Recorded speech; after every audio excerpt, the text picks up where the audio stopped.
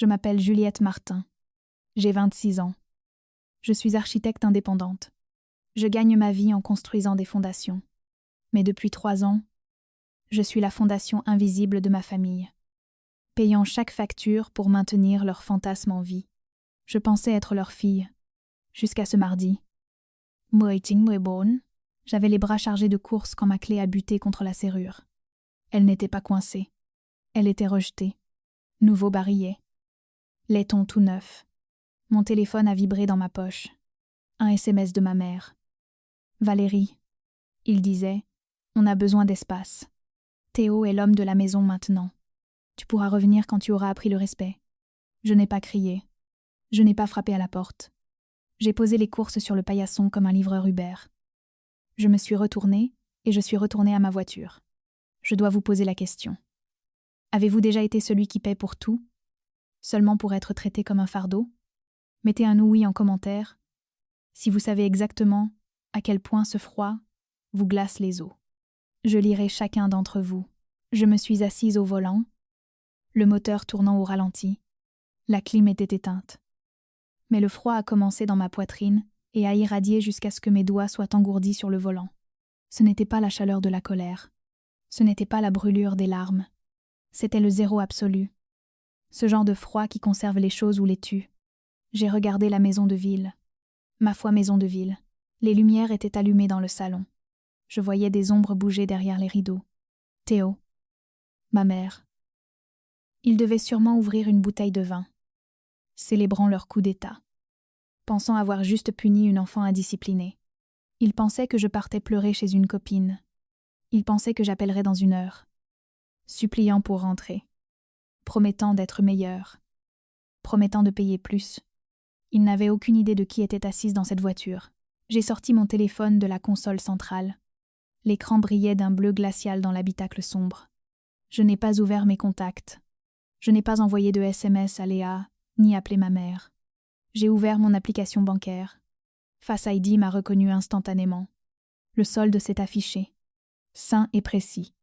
J'ai navigué vers l'onglet des virements permanents. Il était là. L'ordre mensuel intitulé « Soutien maison », 3 500 €. Programmé pour le 1er de chaque mois. C'était le loyer que je payais pour une chambre dans ma propre maison. C'était la taxe que je payais pour leur affection. Mon pouce a plané au-dessus du bouton « Modifier ». Je n'ai pas hésité.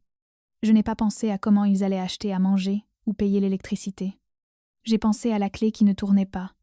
J'ai pensé au SMS me disant d'apprendre le respect. J'ai appuyé sur « Annuler ». L'application a demandé confirmation.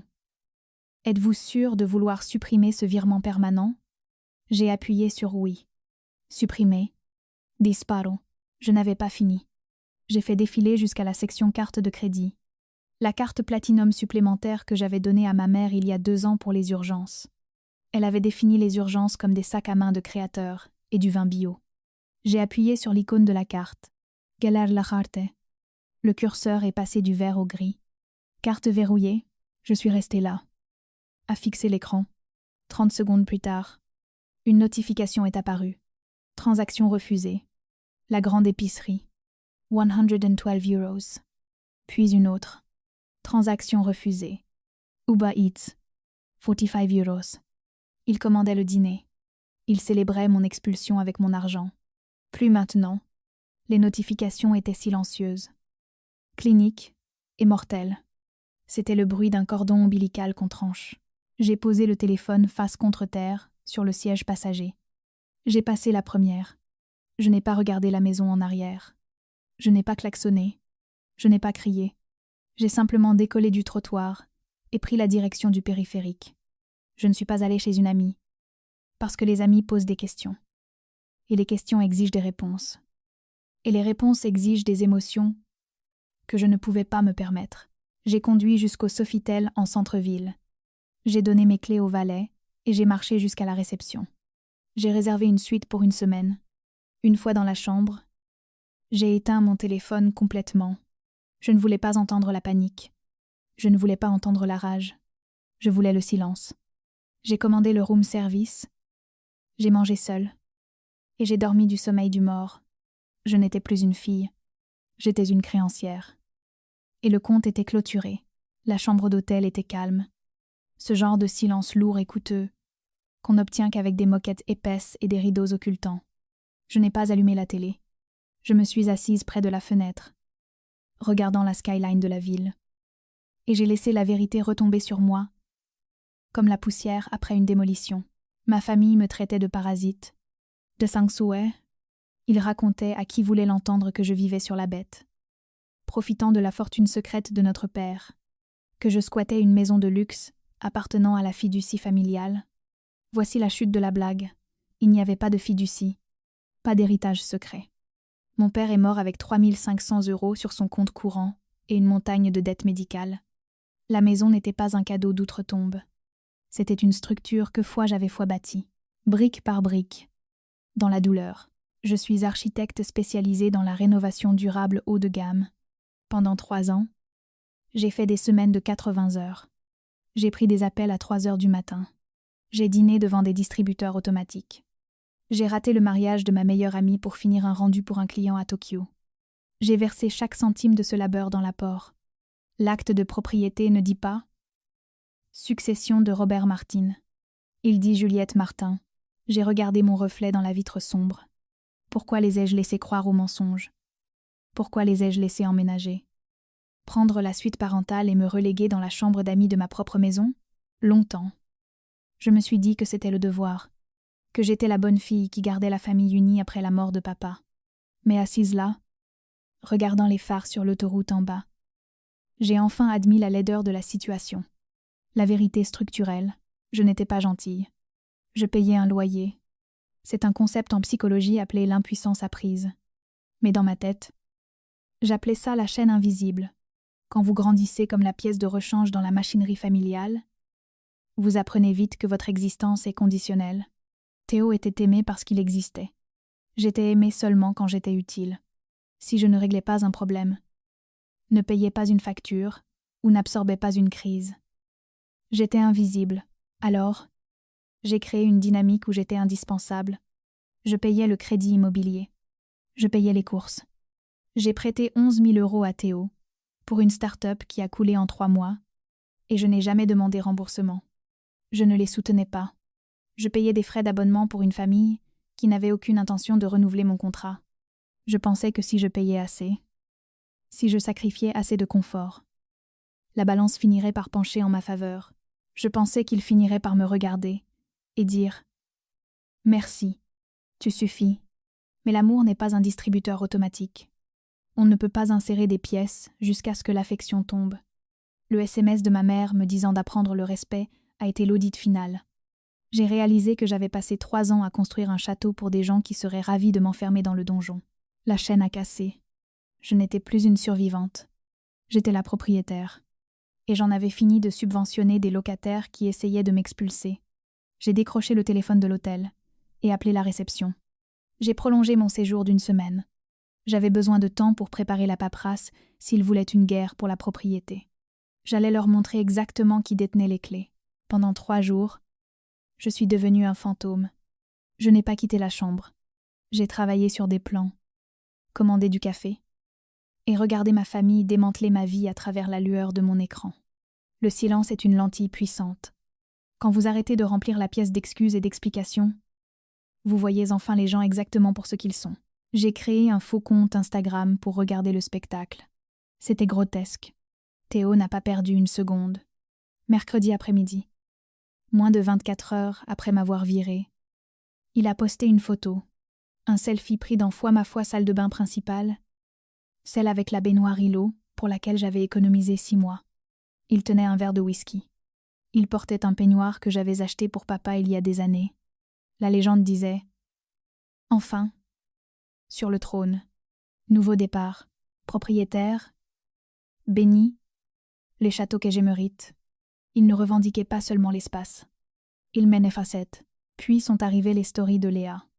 Elle se promenait dans mon salon, filmant un tas de sacs poubelles noirs près de la porte, tellement contente qu'on puisse enfin désencombrer. Gazouillait-elle en passant sur mes livres, mes coussins, les croquis d'architecture encadrés que j'avais dessinés à la fac. On se débarrasse de toute cette énergie bas de gamme. Il est temps d'élever la vibe. Énergie bas de gamme? Ses croquis ont gagné des prix. Ses coussins étaient tissés à la main, mais pour Léa, c'étaient des ordures parce qu'ils appartenaient à la domestique. Ensuite, les SMS ont commencé. Ce n'étaient pas des excuses. Ce n'étaient même pas des questions pour savoir où j'étais ou si j'étais en sécurité. C'étaient des tickets de support technique. Théo, c'est quoi le code du thermostat Nest? Maman, les stores du salon ne descendent plus. T'as cassé la télécommande avant de partir? Léa, on a besoin du mot de passe Wi-Fi. Celui sur le frigo marche pas.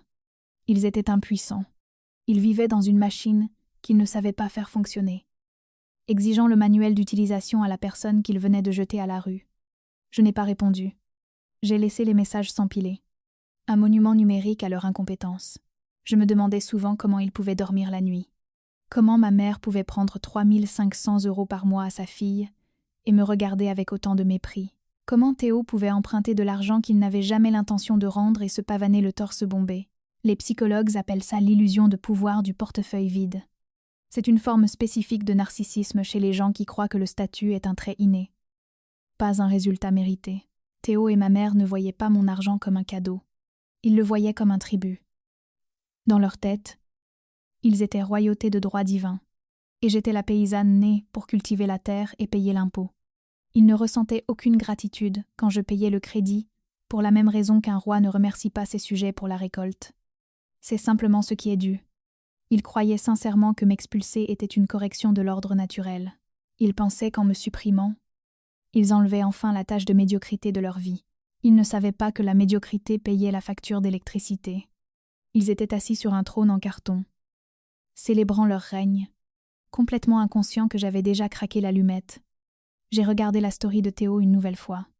Il portait un toast au miroir, ivre du fantasme de la propriété. J'ai éteint mon téléphone. Qu'il gèle, qu'il reste dans le noir. Le vrai pouvoir. Ce n'est pas de poster à ce sujet. Le vrai pouvoir, c'est de détenir l'acte notarié.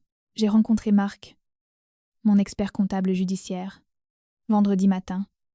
Son bureau était l'antithèse du chaos de ma famille. Ça sentait l'acajou et l'encre. Pas d'ecclésici, pas de culpabilisation. Juste l'honnêteté brutale et silencieuse des chiffres. Je me suis assise face à lui, les mains jointes sur le bureau poli, prête à finaliser l'avis d'expulsion. Je voulais que ce soit propre. Je les voulais dehors lundi. Marc a fait glisser un dossier sur le bureau. Il n'avait pas l'air joyeux. Il avait l'air fasciné. « Juliette, » dit-il en ajustant ses lunettes, « on a trouvé quelque chose dans l'historique du titre de propriété. Tu dois voir ça. » J'ai ouvert le dossier. C'était une pile dense de relevés financiers remontant à 5 ans. J'ai vu mes virements mensuels. 500 €. Chaque mois, j'avais toujours supposé que cet argent partait dans le train de vie de ma mère. Ses cotisations au country club. Sajarderobe. Les courses bio qu'elle exigeait. Mais alors que je traçais les lignes comptables. Les Amazon,